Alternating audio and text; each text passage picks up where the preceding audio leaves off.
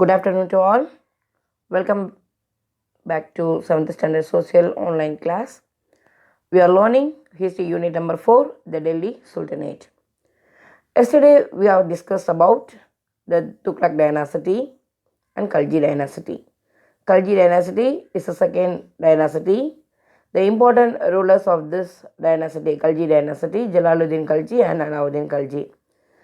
And we have learned about the Tughlaq dynasty. The important ruler was Muhammad bin Tughlaq. But he was also known as a man of foolish.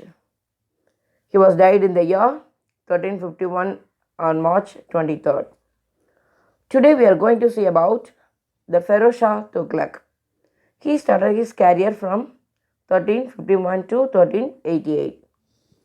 Students, see this one. This is the tomb of Pharaoh Shah.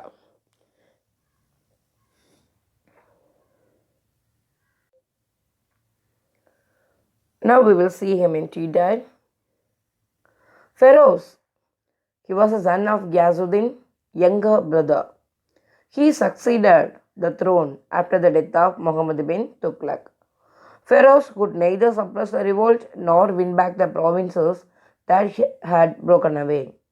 He was not like Muhammad bin Tughlaq.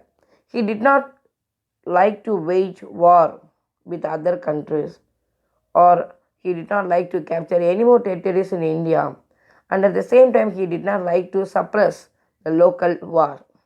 He also showed no interest in reconquering the southern provinces. He refused to accept an invitation, that is in the year 1365, from a Bahmani prince to intervene in the affairs of Deccan. So in the year 1365, an invitation came from Bahmani Sultanate to invade the Bahmani kingdom, to invade Deccan, but he refused to that. Pharaohs rewarded Sufis. Sufis, the religious saint, the religious leaders of the Muslim. He rewarded the religious leader and other religious leaders generously. He was generous to all religious people, and he listened their advice. He listened the advice of the Sufis. He also created charities to aid poor Muslims, and he built colleges, mosques, and hospitals.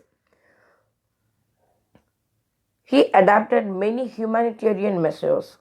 He banned inhuman punishment. No, this one he stopped the inhuman punishment, and he abolished many taxes which is not recognized by Muslim law. So he was a man of good. He did not like Muhammad bin Tughlaq. He did not like to suppress the revolt and or conquer any more territories. He listened the advice of the great people like Sufis, the religious leaders of the Muslims, and he built many charity houses, colleges, mosques, and hospitals. He promoted agriculture. He developed agriculture by waiving of the debt of the agriculturist. He cancelled the debt of the agriculturist and constructing many canals for irrigation. He laid out 1,200 new gardens. He founded new gardens, 1,200 new gardens, and he restored, he repaired 30 old gardens of Alauddin Khalji. He had built many towns such as Ferozabad. Ferozabad, it was a city in his name. Ferozabad, Janpur, Kisar, and Ferozpur. Despite adopting a peaceful approach and taking effort to organize the Sultanate well, he had to spend his last days in unhappiness. He was a man of humanism.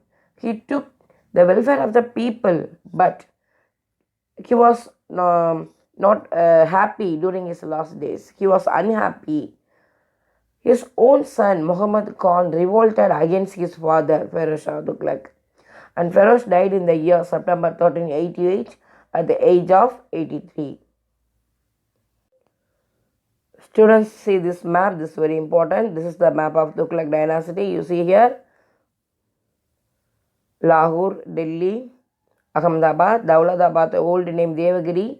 So if they ask Devagiri, we mark Daulatabad. Then Bombay, Goa, Madras, Tranquebar, Madurai, Calicut. These are the places we have to mark. It's an important map. Now we will see the Timur's invasion is an important invasion in India. It's a very, very important turning point in the history of India. The sacking and massacre by Tamerlane or Timur of Delhi came a decade after Firozshah Tughlaq died. So after the death of Firozshah Tughlaq, a person from Tamerlane's side, he came from Central Asia, he completely sacked, destroyed the city Delhi. This is we call Sake of Delhi. As a ruler of the region around Samarkand in Central Asia, he was the ruler of Samarkand in Central Asia. Timur had occupied some parts in the northwest of India.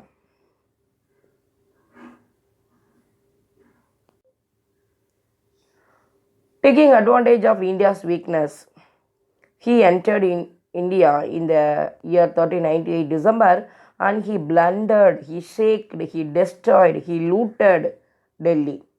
Punjab, besides the Delhi city, was a province that suffered most by Timur's raid. After saking Delhi, he entered into Punjab. Punjab also completely destroyed by this Timur. Timur, apart from carrying huge wealth in the form of gold, silver, jewels, also took along Indian artisans like carpenter, masons to work on monument in Samarkand. So Timur, he was a ruler of Samarkand in Central Asia. He wanted to take the wealth of India. So he entered into Delhi and he completely destroyed Delhi and Punjab and took huge wealth from there. Gold, silver, jewels. Not only that, he also took some artisans like carpenter and masons to work in that place, to work monument in Samarkand. The fourth dynasty, Sayyid dynasty, this is not important one.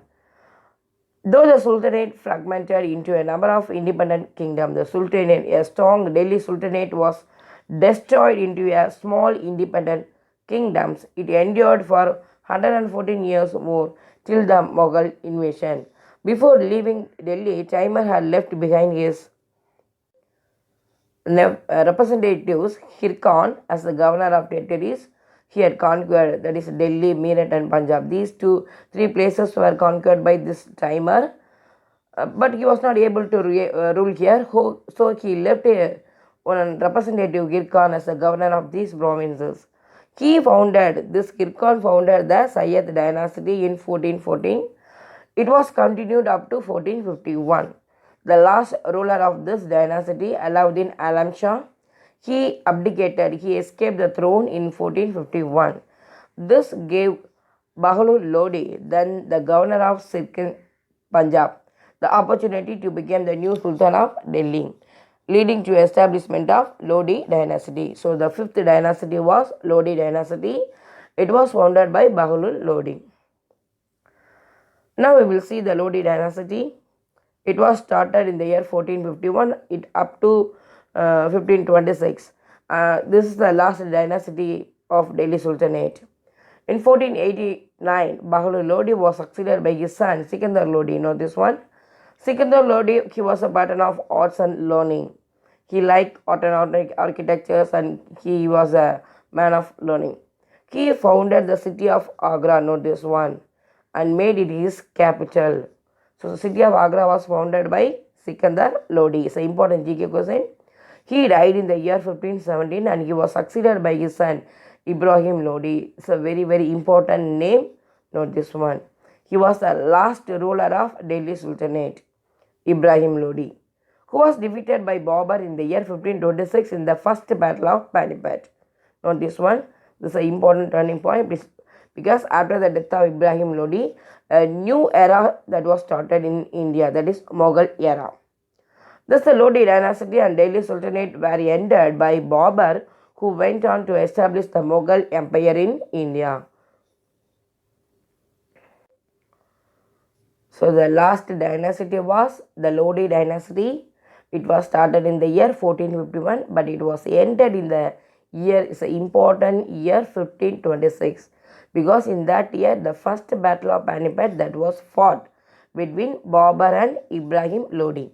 The Lodi dynasty was founded by Bahlul Lodi. He was succeeded by his son Sikandar Lodi.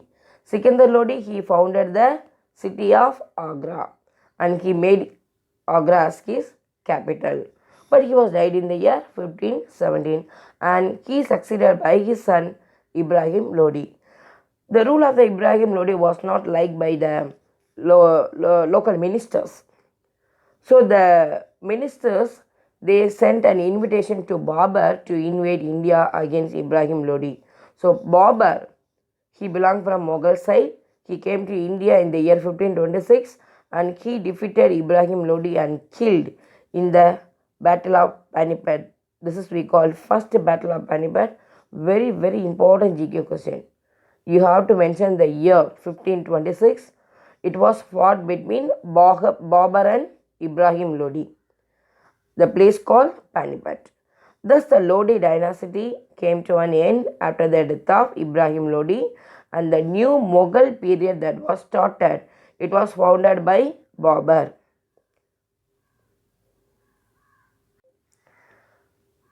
Now we will see the Islamic art and architecture. During Sultanate Delhi Sultanate period, many art and architectures were developed.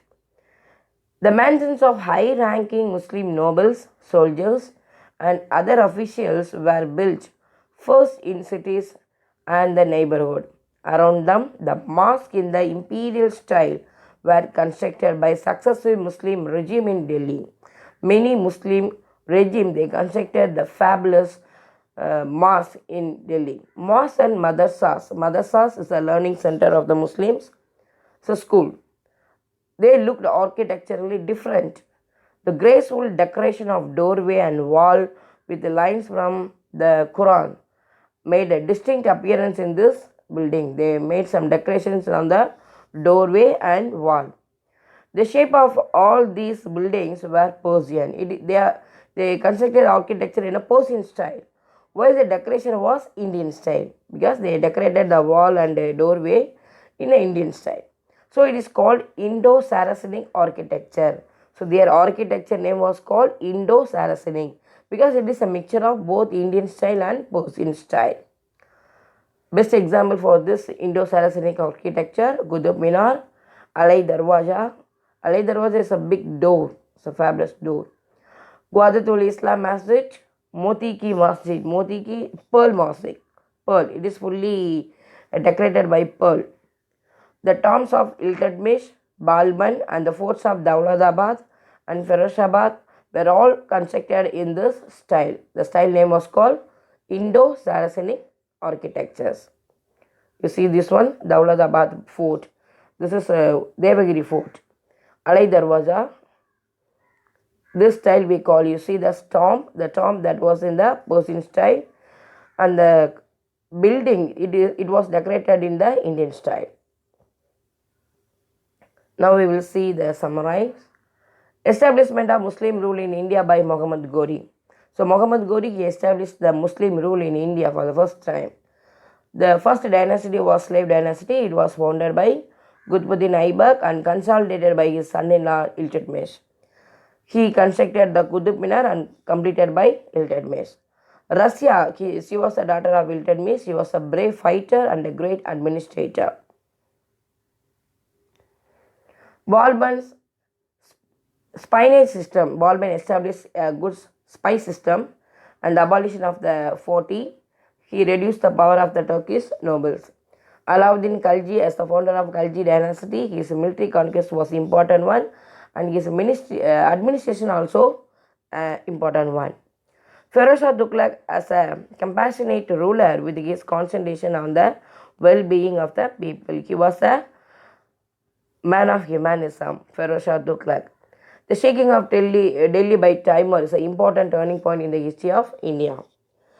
Gir Khan founded the Sayyid dynasty, and Bahlullah Lodi, he founded the Lodi dynasty. He was the governor of Sirkin, establishing the last dynasty, Lodi dynasty. The first battle of Panipat paved the way for the foundation of Mughal period, Mughal Empire in India by Babur in the year 1526. Students, we have completed 4th lesson in history.